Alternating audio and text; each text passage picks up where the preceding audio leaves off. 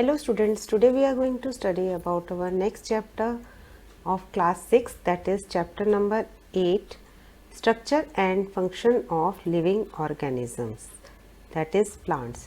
जैसे कि आपको पता है कि living organisms को हम plants और animals दो कैटेगरी में डिवाइड करते हैं। प्लांट्स के बारे में हम इस चैप्टर में पढ़ेंगे और एनिमल्स के बारे में हम अपने नेक्स्ट चैप्टर में पढ़ेंगे। इसमें हमने प्लांट के स्ट्रक्चर के बारे में बात करना है। तो सबसे पहले हम क्लासीफाई करेंगे प्लांट्स को फ्लावरिंग और नॉन फ्लावरिंग प्लांट्स में। जिन प्लांट्स में फ्लावर्स होते हैं उनको हम फ्लावरिंग प्लांट कहते हैं, और जिन प्लांट्स में फ्लावर नहीं होते उन्हें हम नॉन फ्लावरिंग प्लांट्स कहते हैं। तो आप पीछे वाले चैप्टर को स्टडी कीजिए और यहाँ पे फ्लावरिंग और नॉन फ्लावरिंग प्लांट्स के मुझे एग्जाम्पल जो है वो कमेंट सेक्शन में लिख के दीजिए, फिर मैं इसको फिल करूँगी। फ्लावरिंग प्लांट किसको कहते हैं? वो प्लांट्स जिसमें फ्लावर्स होते हैं, जिसमें लीव्स होती हैं, जिसके आप फ्लावरिंग प्लांट को दो पार्ट्स में डिवाइड कर सकते हो। जो ज़मीन के नीचे का पोर्शन है that is known as root system, जड़ें जहाँ पे होती हैं। इस सिस्टम में सिर्फ रूट्स हैं, जड़ें हैं प्लांट की। और इससे ऊपर जो ज़मीन से ऊपर का पार्ट है, सभी पार्ट्स, चाहे वो लीव्स हैं, फ्लावर्स हैं, आपके फ्रूट्स हैं, पत्तियां हैं, ब्रांचेस हैं, बर्ड्स हैं, सभी चीज़ें जो आती हैं वो आती हैं शूट सिस्टम में।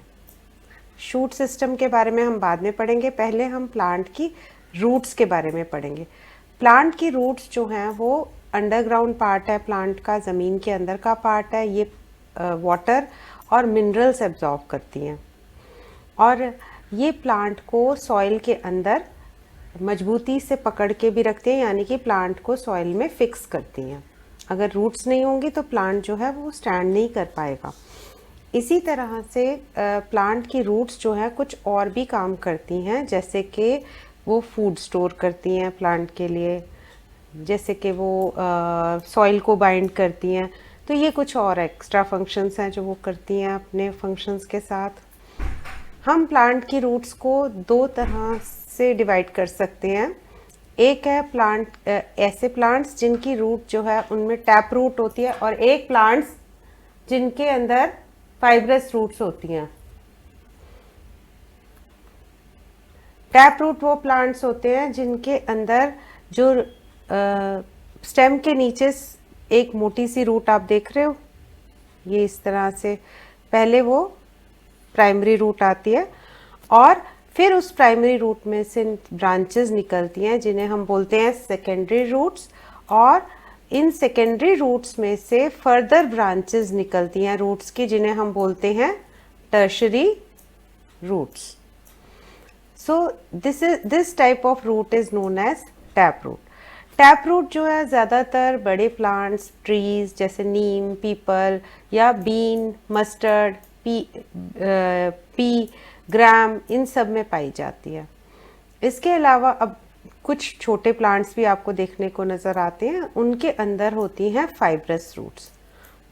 फाइब्रस रूट्स जो हैं वो स्टेम के बिल्कुल नीचे से, जहाँ से स्टेम जो है ख़त्म हो रही है और सॉइल में से रूट स्टार्ट हो रही है, इस पॉइंट से आप देख रहे हैं मैं जहाँ पे ड्रॉ कर रही हूँ, वहाँ से खूब सारी रूट्स जो हैं एक साथ गुच्छे में निकलती हैं। This type of roots is known as fibrous roots, यानी कि गुच्छे में निकलने को इंग्लिश में बोलते हैं बंच ऑफ रूट्स, यानी कि bunch of roots are coming out from the stem से, एक ही जगह से बहुत सारी रूट्स निकल रही हैं। तो ये रूट्स जो है वो मेज़, वीट, राइस, ग्रासेस इनमें पाई जाती हैं। तो अब आप इन दोनों तरह की रूट्स में अच्छे से डिफरेंस को समझ पा रहे हैं। टैप रूट में एक मेन रूट होती है, उसमें से साइड की रूट्स निकलती हैं जिन्हें सेकेंडरी रूट्स बोलते हैं, मगर फाइब्रस रूट्स में बंच ऑफ रूट्स होती है, एक ही जगह से खूब सारी रूट्स एक साथ गुच्छे में निकलती हैं। टैप रूट जो है इनका और फाइब्रस रूट्स का एक और भी डिफरेंस होता है स्ट्रक्चर के अलावा। टैप रूट जो है वो बहुत डीप जाती है अर्थ में, सॉइल के अंदर बहुत गहराई तक जाती हैं, they go deep inside the soil, मगर फाइब्रस रूट्स जो हैं वो कुछ डिस्टेंस तक 1 फीट या इससे ज़्यादा नीचे नहीं जाती। फाइब्रस रूट्स जो हैं ज़्यादातर एनुअल प्लांट्स में आपको देखने को मिलेंगी। अब रूट्स की एक और बहुत अच्छी फैक्ट मैं आपके साथ शेयर करना चाहूँगी। रूट्स हमेशा सॉइल की तरफ ग्रो करती हैं। इसके लिए हम ये एक्सपेरिमेंट कर सकते हैं कि अगर हम सीड्स को जर्मिनेट करें और उनको थोड़े दिनों के लिए रख दें तो हम ऑब्जर्व कर पा रहे हैं कि उनकी रूट्स जो हैं वो सॉइल की तरफ ग्रो कर रही है, ज़मीन की तरफ ग्रो कर रही है।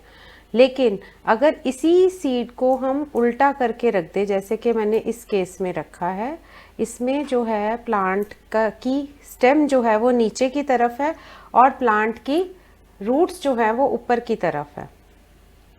लेकिन थोड़े दिनों बाद आप क्या देख रहे हो कि स्टेम जो है वो गोल घूम के लूप बना के ऊपर की तरफ चली गई और रूट फिर से नीचे की तरफ टर्न हो गई है। तो दिस शोज दैट प्लांट की जो रूट्स हैं वो हमेशा सॉइल की तरफ ग्रो करती है और प्लांट की जो स्टेम है वो हमेशा लाइट की तरफ ग्रो करती है। ये एक और एक्सपेरिमेंट है जिसमें आप डिफरेंट प्लांट्स जैसे कि मेज, पी, ग्रास, मस्टर्ड, इनको घर में ग्रो करके देखिए और इनकी रूट्स ऑब्जर्व कीजिए। अब हम बात करेंगे मॉडिफिकेशन ऑफ रूट्स। अब ये मॉडिफिकेशन क्या होता है? मॉडिफिकेशन का मतलब होता है चेंजेस। जो हम सब कर रहे हैं उससे अलग कुछ अगर कोई प्लांट कर रहा है तो उसको हम बोलेंगे मॉडिफाइड रूट। जैसे सभी रूट्स पानी अब्जॉर्व कर रही हैं, सभी रूट्स जो हैं प्लांट को फिक्स कर रही हैं, लेकिन ये रूट्स उससे हट के कुछ कर रही हैं।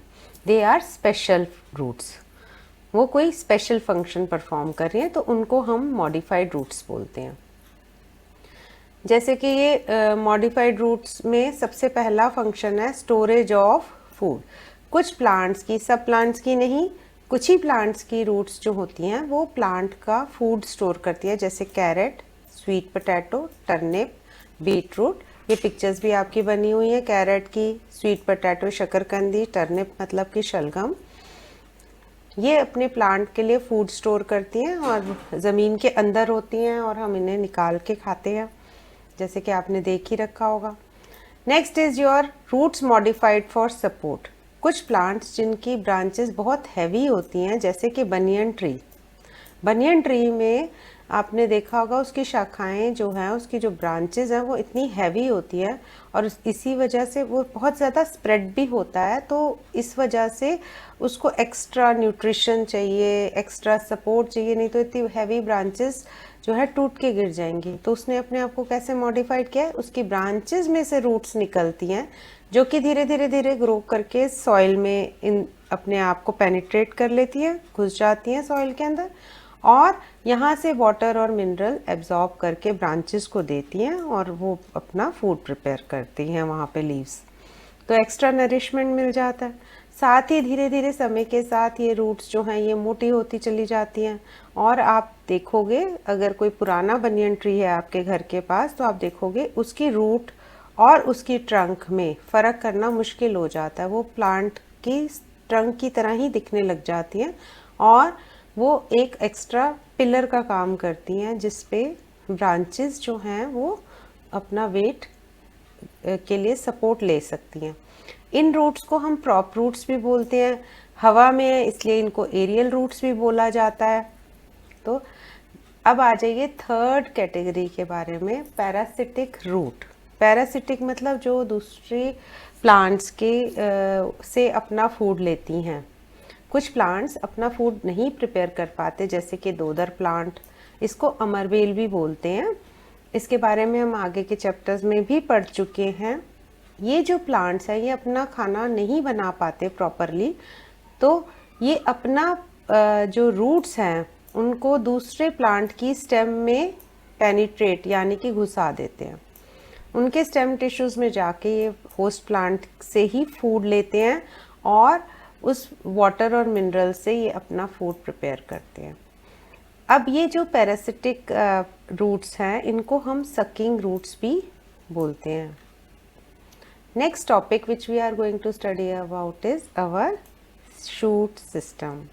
शूट जो सिस्टम तो आप सबको ऊपर से विजिबल भी होता है प्लांट का, आप देख पाते हैं। ये वो पार्ट है प्लांट का which is found above the soil. इसे आप सॉइल से ऊपर देख पा रहे हैं। इसमें स्टेम है, लीव्स हैं, फ्लावर्स हैं, सीड्स हैं, फ्रूट्स हैं। अगर हम बात करें सबसे पहले पार्ट की, दैट इज़ स्टेम। ये प्लांट की स्टेम है। प्लांट की स्टेम जो है वो उसका एक तरह से बैकबोन का काम कर रही है। ये पूरे प्लांट का वेट बियर करती है। अगर ये स्ट्रांग है तो ये प्लांट को ये प्लांट स्ट्रेट खड़ा रहेगा। अगर किसी प्लांट की स्टेम वीक है, जैसे पी प्लांट में या आपका ग्रेप्स में या आपके वाटरमेलन में, तो ये ऐसे प्लांट्स जो हैं या तो ये सपोर्ट से ऊपर चढ़ेंगे किसी, या फिर वो ज़मीन पे ही क्रीप करते हैं, ज़मीन पे ही रहते हैं। तो स्टेम जो है वो बहुत इम्पॉर्टेंट पार्ट है प्लांट का। इसमें आपको थोड़े थोड़े डिस्टेंस पे, रेगुलर इंटरवल पे हॉरिजॉन्टल लाइंस नज़र आएंगी। ये हॉरिजॉन्टल लाइंस जो हैं ये कहलाती हैं nodes. These horizontal lines are known as nodes. दो हॉरिजॉन्टल लाइंस के बीच में आप देख रहे हैं ये गैप है। एक हॉरिजॉन्टल लाइन से दूसरे हॉरिजॉन्टल लाइन के बीच में गैप होता है। इस गैप को हम बोलते हैं इंटर नोड। पेड़ों में अगर हम देखें तो ये जो स्टेम होती है ये धीरे धीरे बहुत थिक हो जाती है और ब्राउन कलर की हो जाती है पेड़ों में, इसीलिए स्टेम को हम ट्रंक बुलाते हैं। पेड़ों की स्टेम को हम जो है ट्रंक बुलाते हैं, TRUNK, trunk. Here you can see the spellings। अगर आपने ट्रंक को ध्यान से देखा हो, कभी पेड़ के पास गए हो और उसकी स्किन को देखा है, बड़ी रफ सी होती है, उसके ऊपर एक ब्राउन कलर की कवरिंग होती है, that covering is known as bark, BARK, bark. अब स्टेम का क्या काम होता है? रूट का काम तो हमें पता है कि वाटर और मिनरल एब्जॉर्ब करती है। तो अब ये स्टेम जो है ये उसी वाटर और मिनरल को जो है प्लांट के दूसरे पार्ट्स तक ले जाने का काम करती है। रूट से सारा पानी जो है स्टेम से होता हुआ लीव्स में जाता है। और इसका मतलब प्लांट जो है स्टेम के हमने अभी दो फंक्शंस पढ़े, एक तो वो उसको स्ट्रेट रखती है प्लांट को, दूसरा वो वाटर को ट्रांसपोर्ट करती है। थर्ड फंक्शन जो है हमारी स्टेम का कि वो सभी लीव्स को इस तरह से अरेंज करती है अपने ऊपर कि सभी लीव्स को अच्छे से धूप मिल सके। कभी भी आप देखो एक के ऊपर एक ऐसे करके लीव्स नहीं होंगी, वो एक दूसरे से गैप पे होंगी। प्लांट को ध्यान से ऑब्जर्व करना, जिससे कि सभी लीव्स को फूड प्रॉपर सनलाइट मिल सके और वो प्रॉपर फोटोसिंथेसिस की एक्टिविटी परफॉर्म कर सके। फोर्थ फंक्शन, अब जो भी वाटर प्लांट की स्टेम ने लीफ को दिया था, ठीक है, जो भी वाटर प्लांट की स्टेम ने लीफ को दिया था, वो वाटर जो है उसकी मदद से लीफ जो है वो फूड प्रिपेयर करती है, ठीक है। और अब जो फूड प्रिपेयर हुआ है उसको दूसरी जगह भी तो लेके जाना है, उसके लिए कोई और पार्ट नहीं यूज होता, वो भी स्टेम को ही करना पड़ता है ये काम भी। अब लीफ ने सारा फूड प्रिपेयर कर लिया, अब वो वापस इस स्टेम को वो फूड जो है वो दे देती है और स्टेम जो है उस फूड को आपकी फ्लावर्स तक, आपके रूट्स तक लेके जाती है। यानी कि स्टेम जो है वो फूड भी ट्रांसपोर्ट करती है। It's transports food prepared by leaves to all parts of the plant. तो स्टेम जो है वो एक इम्पॉर्टेंट पार्ट हो गया हमारे प्लांट्स का। नेक्स्ट लास्ट फंक्शन जो है वो कुछ प्लांट्स जब छोटे होते हैं, ग्रीन कलर की उनकी स्टेम होती है, तब वो फोटोसिंथेसिस भी करते हैं। जैसे लीव्स करती हैं वैसे वो फोटोसिंथेसिस भी करती हैं कुछ प्लांट की स्टेम। अब हम कुछ इम्पॉर्टेंट फैक्ट्स के बारे में बात करेंगे स्टेम के। इस एक्टिविटी को करके देखिएगा, बहुत इंटरेस्टिंग एक्टिविटी है। अगर आप अपने गमले को किसी सपोर्ट की हेल्प से उल्टा रख देंगे तो आप देखोगे थोड़े दिनों के बाद उसकी स्टेम जो है वो वापस लाइट की तरफ मुड़ जाएगी। जैसे मैंने आपको पिछली एक्टिविटी में भी बताया था कि स्टेम जो है वो हमेशा लाइट की तरफ ग्रो करती है और रूट्स हमेशा सॉइल की तरफ। ये एक और इम्पॉर्टेंट एक्टिविटी है। जैसे मैंने आपको अभी एक फंक्शन बताया स्टेम का कि स्टेम जो है वो वाटर और मिनरल ट्रांसपोर्ट करती है, तो ये आप करके भी देख सकते हैं। आप एक स्टेम का पीस लीजिए, कटिंग लीजिए और उसको एक बाउल में रख दो। बाउल के अंदर कलर्ड पानी, इंक डाल के, इंक डालनी है प्लीज़। कई बच्चे गलत क्या करते हैं, वो कलर, पोस्टर कलर डाल देते हैं। मैंने आपको स्पेशली बोल रही हूँ, इसमें पानी में आपने इंक डालनी है अगर आप इसका रिजल्ट अच्छा देखना चाहते हैं। तो आप देखेंगे कि थोड़े दिनों में आपकी स्टेम जो है उसका कलर आपकी इंक के कलर का हो जाएगा। अगर आपने रेड इंक लिया तो रेड हो जाएगा। Now let's talk about modification of stem. Stem जो है ये जैसे हमने बताया कि वो वाटर ट्रांसपोर्ट करती है, वो आपके लिए फूड ट्रांसपोर्ट करती है, वो प्लांट को स्ट्रक्चर देती है, स्ट्रेट रहने में हेल्प करती है। उसके अलावा भी कुछ प्लांट्स में इसके कुछ स्पेशल फंक्शंस होते हैं, जैसे कि स्टेम आलू और आपके अदरक जो होता है, जिंजर जो होता है, वो भी एक प्लांट की स्टेम है, लेकिन वो ज़मीन के अंदर होते हैं, तो वो अंडरग्राउंड स्टेम है।